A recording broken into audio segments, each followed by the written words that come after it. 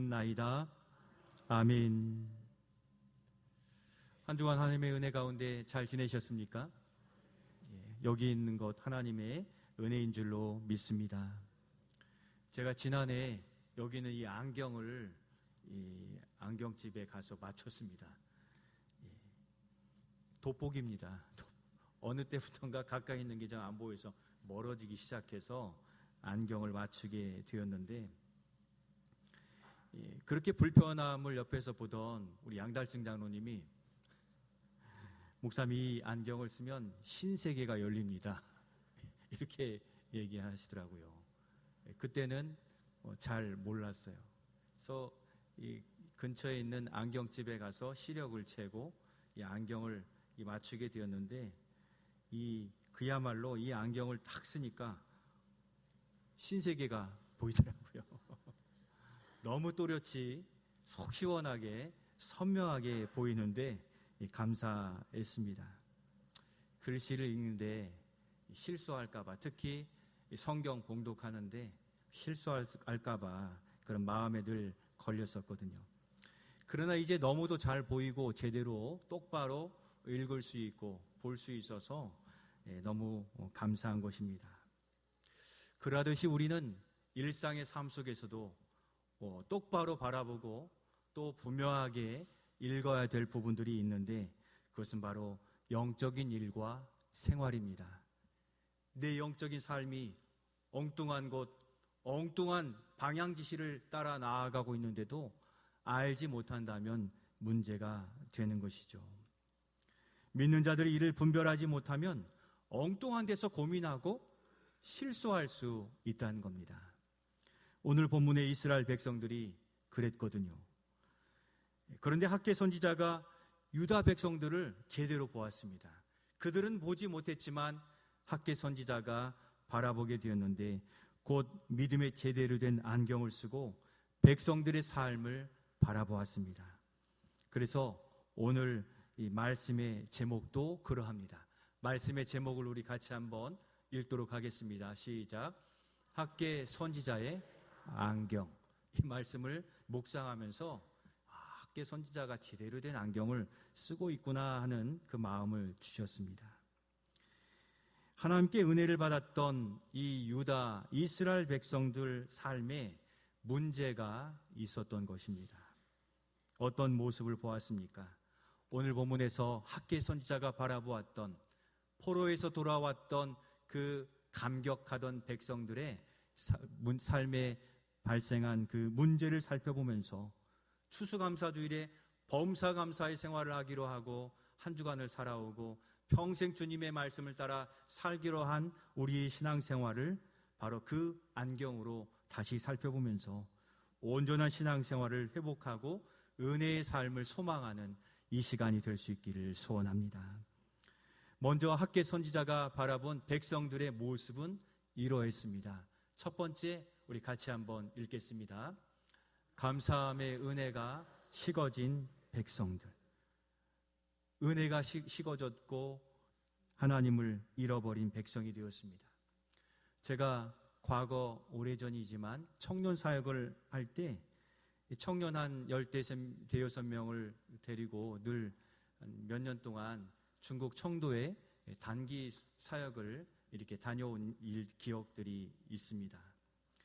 주로 공장에서 근로하는 이 청년, 젊은 사역 청년들인데, 중국 각지에서 청도 지역의 상업이 활발하게 이루어지니까 시골 각처에서 모여 있습니다. 그래서 그들에게 문화활동, 문화적 접근을 통해서 그들이 복음을 들을 수 있도록, 그리고 그 공장에서는 선교 부장님을 세워가지고 그들 제자훈련해서 다시 자신들의 고향으로 돌려보내는 그러한 사역을 했었습니다. 그 사역을 일주일 동안 잘 마치고 짐을 다 꾸려가지고 우리 16명 정도 되는 팀원들이 이제 칭다오 공항에 도착했어요. 그런데 거기에 문제가 발생했습니다. 당시 청년들 중에 팀장을 맡은 그 청년이 단체 비자를 가지고 있었는데 단체 비자를 잃어버렸습니다. 여러분, 단체 비자를 잃어버렸다는 건 뭘 의미합니까? 비행기를 탈 수가 없다는 거예요. 한국의 졸지에 돌아갈 수 없고 국제 고아가 됐어요. 그 근처에 뭐 아는 데가 있습니까? 갈 수도 없었고 청년들이 그냥 멘붕에 빠졌어요. 비자를 바로 발급받을 수도 있는 상황이 아니고, 그래서 그 지도 목사로 갔던 저는 난감했고 교회 연락을 하고 각 가정별로 다 연락을 해서 이러이러합니다 했을 때 이 교회에서 연락이 왔어요. 그 근처에 연결된 선교사님이 있으니까 한번 연락을 해보라고 연락을 드렸더니 뭐 난감하죠. 그 선교사님이 수소문 끝에 믿는 공장 사장님을 통해서 한 집을 머무를 집을 구해줬어요. 그래서 그 새벽쯤 된 그 시간에 한 캄캄한 그 길을 2시간 정도 가다 보니까 아파트가 나와요. 그 사장님이 가지고 있던 아파트에 그 16명 정도가 한 24평 정도 될 것 같아요. 몽땅 짐을 다, 엘리베이터도 없더라고요. 한 7층 정도 되는데 끌고 다 올라가서 딱 들어갔는데 그 순간 청년들이 그냥 눈물이 나고 그 고생 두려웠던 마음에 거기라도 있으니 감사하다 하는 마음을 머물렀습니다. 거기서 한 사흘을 머물렀어요. 머무른 게 아니라 갇혀 있었죠. 가지도 못하고. 그럼에도 불구하고 4일 동안 하나님이 우리가 지금 뭐 해야 될까 말씀 읽고 찬송하는 중에 누구의 책임을 묻는 게 아니라 서로 위로하고 거기서 오히려 부흥 집회하고 그 시간들을 보내게 되었습니다만, 그 4일은 4개월 같이 길었고 한국에서는 가정별로 두려워하고 또 어떤 일이 발생할지 모르는 어려움이어서 그 기간이 너무 힘들고 어려웠는데 단체 비자를 발급받고 그 공항에 들어오고 집으로 돌아올 수 있었습니다. 한국 땅을 밟았을 때 얼마나 감격했고 감사했는지 모릅니다. 그렇듯 오늘 본문의 유다 백성들이 저 바벨론의 포로로 70년 동안 잡혀 있다가 거기에서 하나님의 극적인 섭리로 돌아올 수 있는 기회를 주셔서 이 본향인 예루살렘에 돌아온 바로 그 백성들, 여러분 4일 동안 있었던 저도 정말 두렵고 어려웠는데 70년 만에 돌아온 그 백성들 얼마나 감격적이고 기뻤겠습니까? 문화도 다르고 먹거리도 다른 바벨론에 잡혀가 70년 동안 종살이 하다시피 제한된 삶 속에 노동에 매일 지친 생활을 했던 그들이 고국 예루살렘으로 돌아왔던 겁니다. 감사가 날마다 끊이지 않았던 그 백성들, 그러나 오늘 본문에서는 어떠합니까? 분위기가 완전히 바뀌었다는 거죠. 그들은 그 은혜와 감사를 잊은 백성이 되었고 자기 생활로 자기 중심적으로 돌아가 버린 겁니다. 바로 하나님께서는 이때 학개 선지자를 보내어서 그런 감사와 은혜를 잊은 백성을 향하여서 오늘 4절에서 너희 현재의 모습을 제대로 보라고 말씀해 주고 계십니다. 우리 4절의 말씀 우리 같이 한번 읽겠습니다. 이 성전이 황폐하였거늘 너희가 이때 판벽한 집에 거주하는 것이 옳으냐. 아멘. 괄호에 뭐가 들어가 있습니까? 성전이 황폐하였거늘 판벽한 집 옳으냐입니다. 그들은 고향에 돌아온 그 즐거움과 감사는 어느새 잊어버리고 자기 살 길 찾느라 자기 생활에만 바빴다는 것을 지적하고 있는 것입니다. 여호와의 성전, 내 집은 바로 여호와의 성전이에요. 바벨론이 다 파괴시켜버렸거든요. 내 집은 황폐해 있건만 너희는 너희의 집을 장만하고 문화생활 누리는 데에만 정신이 없느냐라고 호되게 말씀하고 계시는 겁니다. 여기서 모르는 단어가 있죠. 어떤 단어입니까? 판벽한이라는 뜻이죠. 판벽한 집. 이 판벽한이란 이 지붕이 잘 덮여져 있는 안전하게 지어진 그러한 집을 의미하는 것입니다. 한번 넘겨주시겠습니까? 판벽한, 지붕이 잘 덮여져 있는 잘 지어진 집입니다. 유대인들은 그렇게 자기의 집을 먼저 짓고 또 평안을 누리려고 자기 살 길에 바빴습니다. 이들은 바벨론 종살이에서 돌아오게 하신 하나님을 나 몰라라 하고 자기 사정 핑계로 세상살이에 바빴음을 지적하고 계시는 겁니다. 실제 하나님께서 이 이스라엘 백성들을 돌아오게 하신 이유가 어디에 있었습니까? 하나님이 임재하시는 성전을 재건할 사람 손들어 해서 그 사람들이 돌아온 거거든요. 충성된 마음으로 감사함으로 돌아온 분명한 이유가 있었습니다. 그럼에도 불구하고 그들은 자기 생활에 바빴고 자기 생활을 누리느라고 그 하나님의 은혜와 목적은 잊은 백성이 되었던 것입니다.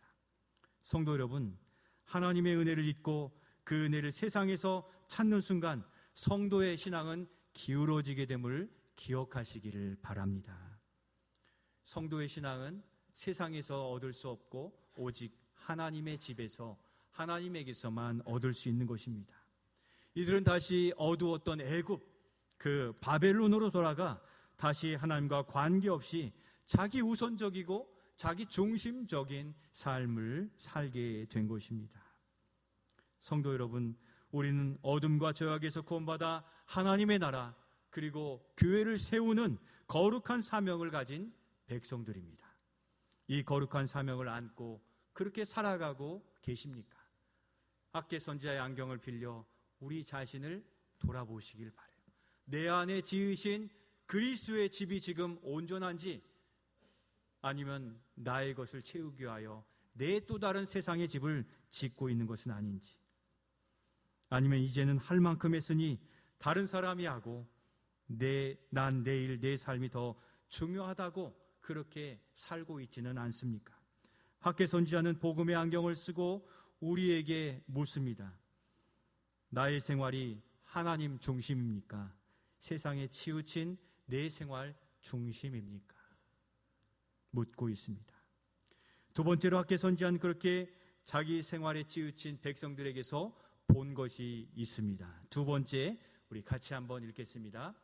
수고한 만큼 거두지 못하는 백성들입니다. 그들은 나름대로 열심히 살았습니다. 자기 이유를 대며 자기의 삶, 자기의 텃밭을 가꾸느라고 정신없이 살았지만 학계 선지자가 복음의 눈으로 보았더니 그들이 수고한 만큼 얻을 수도 없었고 만족할 수도 없었고 헛된 일을 해 수고하고 있는 그들을 발견하게 된 것입니다. 우리 6절 말씀, 그들의 삶이 이러했습니다. 같이 한번 읽겠습니다. 너희가 많이 뿌릴지라도 수확이 적으며 먹을지라도 배부르지 못하며 마실지라도 흡족하지 못하며 입어도 따뜻하지 못하며 일꾼이 삭슬 받아도 그것을 구멍 뚫어진 전대에 넣음이 되었느니라. 아멘. 괄호에 어떤 단어가 들어가 있습니까? 많이 뿌릴지라도 수확이 적었고 배부르지 흡족하지 못하였다고 기록하고 있습니다. 그들은 나름대로 사회생활을 하고 경제활동을 하고 사회적 지위도 얻어서 열심히 일한다고 자부하였지만 그들은 어떠한 상황으로 나아가는지 그들 자신을 바라보지 못했습니다. 그들의 실상은 어떠했습니까? 세상에 몰두하여 열심히 살았지만 수고한 만큼 그만큼의 열매를 거두지 못하였습니다. 만족도 없었고 배부르지도 않은 수고를 하고 있었다는 것입니다. 실제 외적인 것을 학계 선지자가 바라보고 표현한 것이지만 영적으로 보면 이보다 더 메마른 생활을 하고 있었다는 것을 학계 선지자는 제대로 보라고 경고하고 있는 겁니다. 여러분, 우리가 세상 이것을 많이 먹고 배불러도 우리 영혼이 가난하고 부족하고 메마르면 어떻습니까? 웃음이 나오지 않는 것입니다. 내 안에 근심이 있는데 어떻게 웃음으로 살아갈 수가 있습니까? 성도 여러분, 세상에서 부름받아 건진받은 믿음의 사람들은 하나님의 은혜와 사랑이 충만할 때 참 만족과 기쁨을 누리게 됨을 믿으시기를 바랍니다. 아무리 많은 세상의 지위와 활동을 한다 하더라도 그 기쁨은 육체의 소욕을 잠시 즐겁게 하고 하는데 그치고 영혼의 만족함을 줄 수는 없는 것이고 오히려 갈증을 더하게 되는 것입니다. 그 눈에 보이는 것을 얻으려 하다가 진짜 생명인 그 영적 생명이 시들어가고 메말라 가는 것을 바라보라고 주님은 우리에게 말씀해 주고 계시는 겁니다. 어느 성도의 이야기입니다. 이분은 주님을 위해서 참 헌신하고 또 수고하던 분이었습니다. 또 베풀기를 엄청 좋아해서 많이 베풀며 어려움도 잘 견디는 분이었습니다. 그런데 어느 날부터 전화하면 바쁘다고 하고 신앙생활은 점점 줄어든 것 같고 점점 계산적이 되고 작은 일에도 짜증과 화가 자꾸 늘어만 갔습니다. 그 좋은 인상도 이제는 불편할 지경이 되어버린 겁니다. 불안함이 그 얼굴에서 묻어나게 되었어요. 요즘 어려운 일, 불편한 일 있으세요? 했더니 견디다 못해서 속내를 털어놓습니다. 지체를 섬기고 교회 봉사한 일에 그렇게 즐거웠는데 어느 때부터인가 이제 할 만큼 했다 하는 마음이 들어오기 시작했는데 내가 젊은 날 또 오랜 동안 그렇게 수고했으니 이제 나도 내 것을 하면서 최소한의 것으로만 신앙생활하고 살겠다 하는 마음이 마음에 자꾸 커졌다고 합니다. 나도 세상 즐거움 누리고 세상 모임에 참여하면서 살겠다고 마음을 먹고 태도를 바꿔 살았다고 합니다. 처음에는 이게 자유구나. 이렇게 좋은 시간이 있고 모임이 있는데 내 시간 마음대로 쓰니 좋구나. 그렇게 자유함을 누리는 것 같았다고 고백합니다. 그러나 모임에서 한 번, 두 번 점점 부딪히고 물질적으로 계산적이 되면서 마음의 화가 쌓이게 되었고 신경질적으로 바뀌어가는 것을 느꼈다고 합니다. 그러던 시간이 이렇게 흘러가는데 그러던 어느 날 자기를 위해 기도하던 아내의 얼굴을 보는데 아내가 그 얼굴에 참 안 됐다, 안타깝다 하는 눈길로 바라보는 것을 느꼈는데 이전 같으면 버럭 화를 내면서 그게 무슨 눈빛이냐고 뭐라고 했을 터인데 그날은 그게 하나님의 표정임을 보게 하셨다고 합니다. 바로 그때 하나님께서 제대로 된 그의 안경을 바꾸어 주셨는데 자기 자신이 메마르고 세상에 지지 않고 악착같이 살려다 보니 뒤틀려버린 자신의 마음 또 삶의 태도, 성격을 그제서야 보게 되었다는 겁니다. 그리고 결정적으로 내 안에 하나님이 침묵하고 계시다는 것을 그제서야 보게 되었다고 한 것입니다.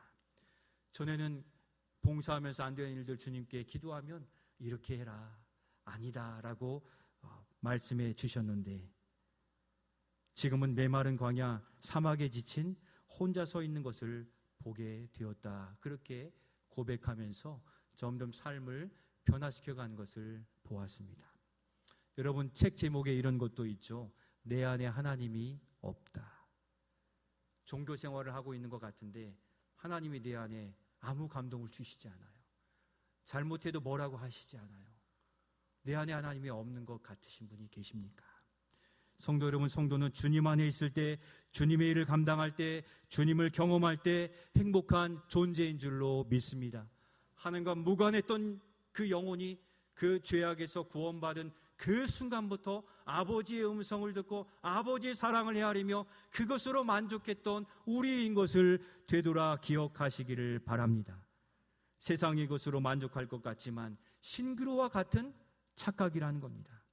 우리가 주님 안에 있고 어려워도 주님을 의지할 때 거기에서 하나님은 오아시스 샘물에서 그 샘이 흘러나와 마른 땅을 적시듯이 그 아프고 어려운 그 물이 이 에스겔 선지자의 그 물이 차오르라서 그 모든 병이 고쳐지듯이 우리는 그렇게 주의 은혜로 회복하며 만족하며 살 수 있도록 재창조된 존재들인 것입니다. 지금 우리는 어디에 만족하고 우선순위를 두고 살아가고 있습니까? 다시 복음의 안경을 바꾸어 내 영적 상태를 잘 살펴보실 수 있기를 소원합니다.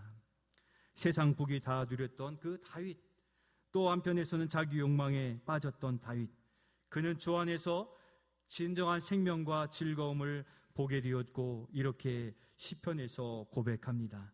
우리 시편 16편 11절 말씀을 우리 같이 한번 읽겠습니다. 주께서 생명의 길을 내게 보이시리니 주의 앞에는 충만한 기쁨이 있고 주의 오른쪽에는 영원한 즐거움이 있나이다. 아멘.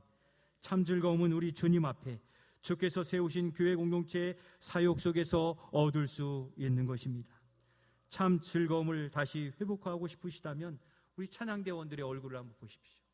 안내위원들의 얼굴을 보십시오. 식사할 때 주방에 섬기는 모든 이들을 바라보십시오.